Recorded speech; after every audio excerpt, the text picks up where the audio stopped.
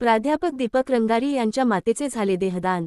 आपण बघत आहात BS4 न्यूज यूट्यूब चॅनलवर प्रतिनिधी संजय खांडेकर धामणा लिंगा यांची रिपोर्ट। प्रसिद्ध आंबेडकरी चळवळीतील विचारवंत तथा मराठी भाषेचे अभ्यासक तज्ज्ञ असलेले दीपक भाऊ रंगारी यांच्या मातेच्या निधनानंतर त्यांच्या देहदानाच्या प्रक्रिया पूर्ण करून आज नागपूर येथील शासकीय वैद्यकीय महाविद्यालयात देहदान विधी पार पाडण्यात आले। यावेळी सकाळ वृत्तपत्राचे संपादक प्रमोद काळबांडे हे या देहदान विधी कार्यक्रमास अध्यक्ष म्हणून उपस्थित होते। यावेळी अनेकांनी आपल्या भाषेतून माता सुभद्रा रंगारी यांना भावपूर्ण श्रद्धांजली वाहिली। आपण बघत रहा अशाच प्रकारच्या बातम्या घटना घडामोडी आपल्या लोकप्रिय BS4 न्यूज यूट्यूब चॅनलवर। चॅनलला लाईक सबस्क्राईब शेअर करा आणि बेल आयकॉन दाबून चॅनलचे भागीदार होत चॅनलला आर्थिक सहकार्य करा। धन्यवाद। प्रसंगी जी शोक संवेदना आपण इथे आयोजित केलेली आहे, या शोक संवेदनेला आईचे सगळे नातेवाईक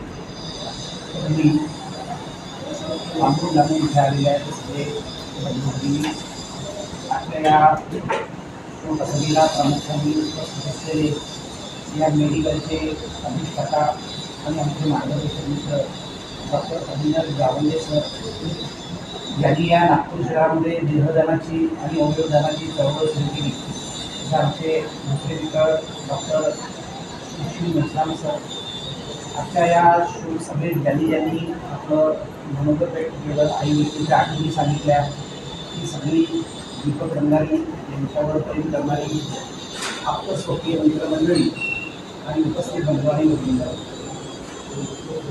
आईला मला भेटण्याची संधी मिळाली। डॉक्टर वासुदेव डहाके हे गांधीगावचे मूळचे आहेत, त्यांच्यासोबत मी गांधीगावला जेव्हा गेलो तेव्हा मला आईकडे जाण्याची संधी मिळाली। आई बाहेर अंगणातच होती तिच्या घराच्या समोर, आणि तिने ज्या काळामध्ये मी गेलेलो होतो 2 महिन्याचे दिवस किंवा मी वगैरे पडलेलो होतो, आणि मी घरी गेल्यावर मग ओळख सांगितली की मी दीपकचा मित्र आहे आणि आई तुला भेटायला आलेलो आहे। मग आईला खूप आनंद झाला, तिचं भरली ती मला घरामध्ये येऊन गेली आणि तिने जे काही पाणी द्यायचं आहे, चहा करायचा आहे ते सगळं केलं आणि आईसोबत बराच वेळ बोलून बसलो। आईचे फोटो काढले, त्यानंतर मी दीपक रावांना सांगितलं आल्यानंतर किंवा आईचे मी बोलून मी फोटो दाखवले, शेअर केले।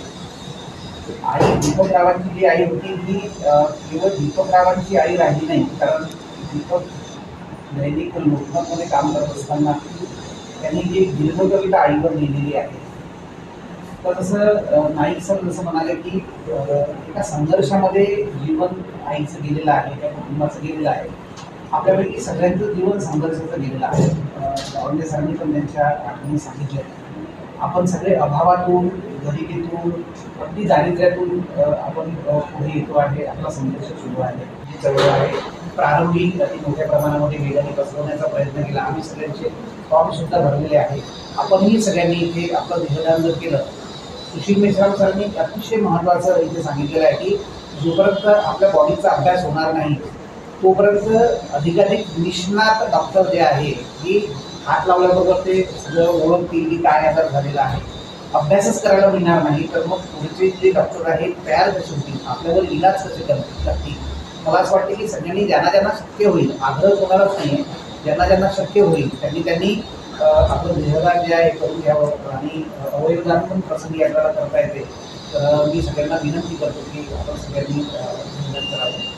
आणि आजच्या या शोक प्रसंगी माझ्या संवेदना व्यक्त करताना आईमुळे ज्यांना दुःख झालेलं आहे, आईमुळे ज्यांना वेदना होत आहे, त्यांना या संकटातून सावरण्याचं बळ सगळ्यांना मिळो एवढी माझी प्रार्थना आहे।